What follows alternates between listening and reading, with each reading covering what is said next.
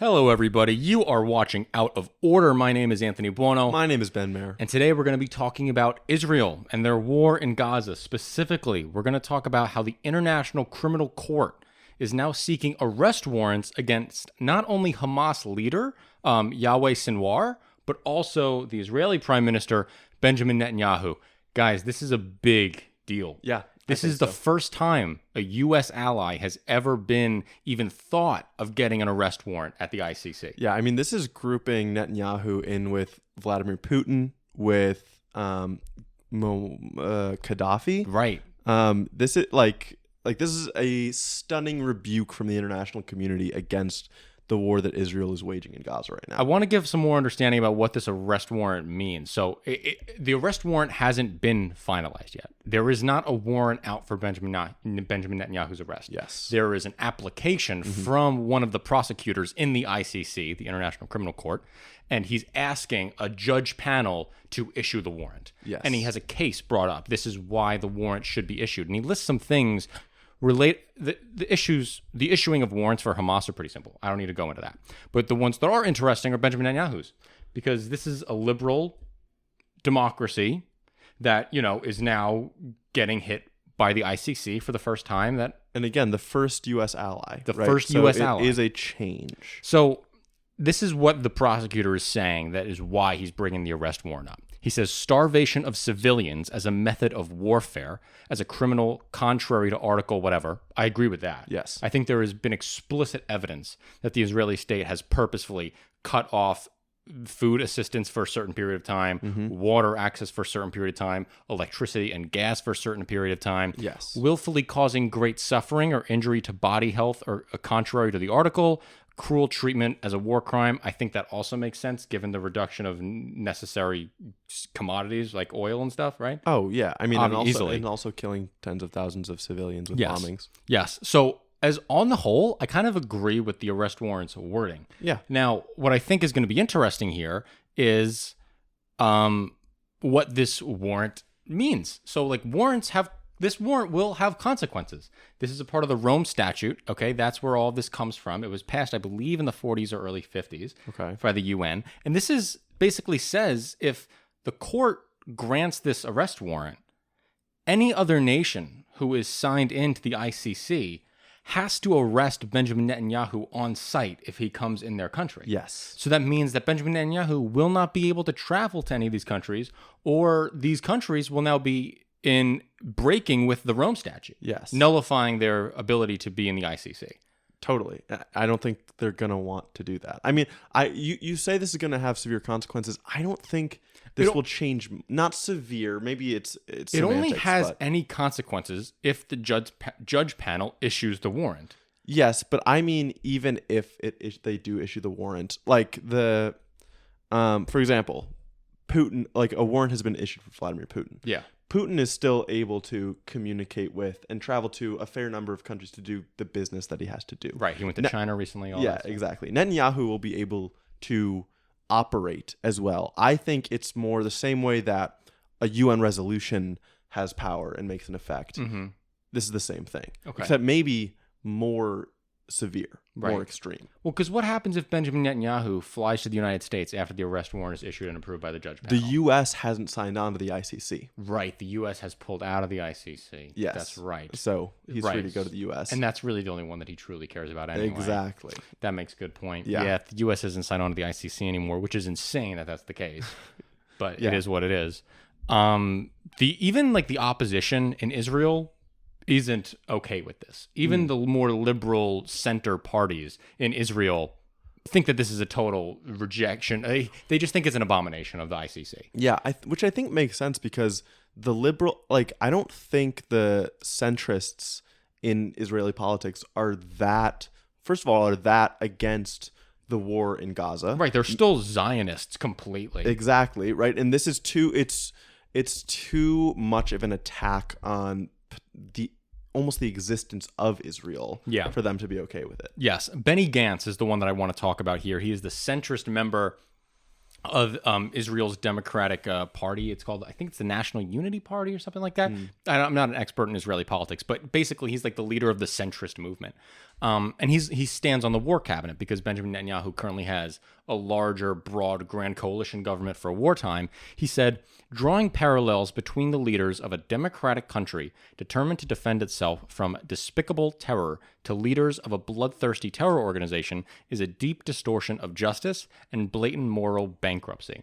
That's what he says in regards to the ICC. I think it's funny. I think it's funny. I mean, it's towing the same line. It's exactly what you would expect, but the idea that Israel is on this high pedestal above Hamas and what they did is kind of ridiculous. It is ridiculous. And the Biden administration has admitted through its actions that they're not as high up on their horse. Yeah. Because the Biden administration is no longer selling them 2,000-pound bombs. Why did they cut off the supply of 2,000-pound bombs if they don't think that they're being used for poor purposes? No, they know they're being used for poor purposes. There's, you can see that you don't need 2,000-pound bombs to hit middle urban targets. It doesn't. Oh, of course not. Yeah. The United States, for all of our military adventurism, we have totally barred the United States military from utilizing 2,000-pound bombs on urban areas. Yes. But Israel gets to use them? No. The U.S. knows better, and they know what they're doing. I mean, to an extent. To an extent. I mean, I don't know. Biden continues to be hamstrung by his personal attachment to the cause of Israel. I was just reading a profile today about how like he was raised by a father who taught him about the Holocaust at dinner at night, and the need for an Israel or a Jewish state to make sure they had a bulwark against this kind of treatment globally. And I agree with that. I agree with that too. I'm a Zionist as well, but the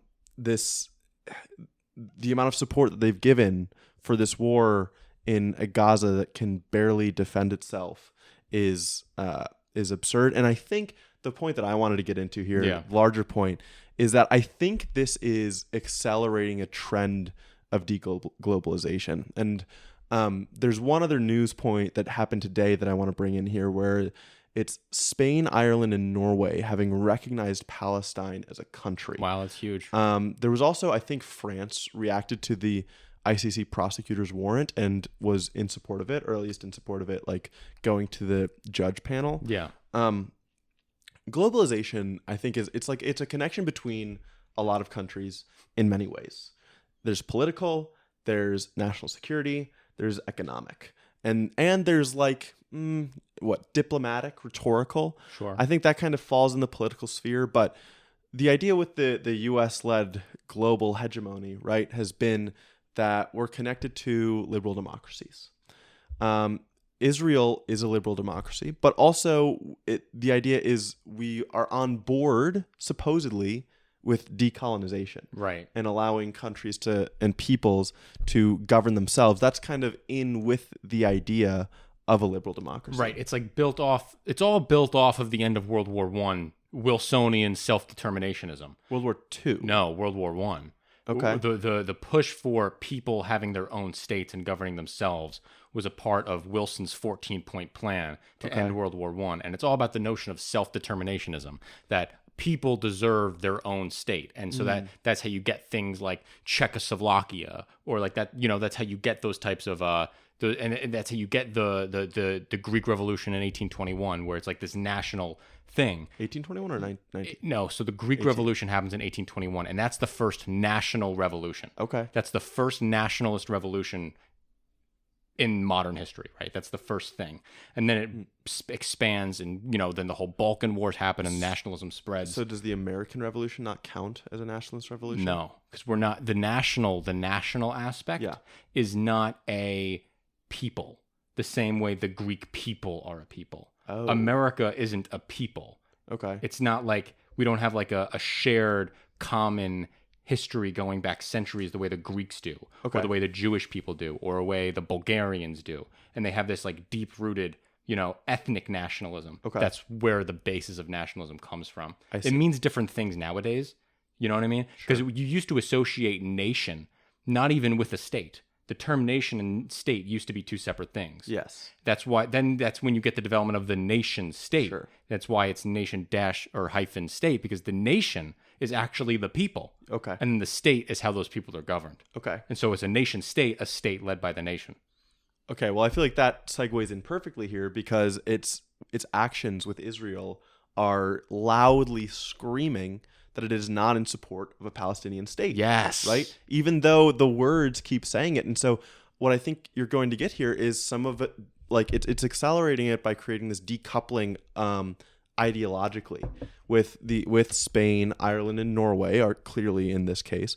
But I think France is also leaning, and they don't like being paired ideologically with an America that is so supportive of Israel. Yeah. And I think it's just kind of another tick on the on the list of, okay, yes, we're decoupling from China because we don't trust them ideologically and like strategically as far as what they're going to do militarily, right? And so even if we still have these connections with our NATO allies, for example, to defend them, even if we still have economic agreements or like free trade agreements with some countries, but still with most of our allies, we don't have free trade agreements.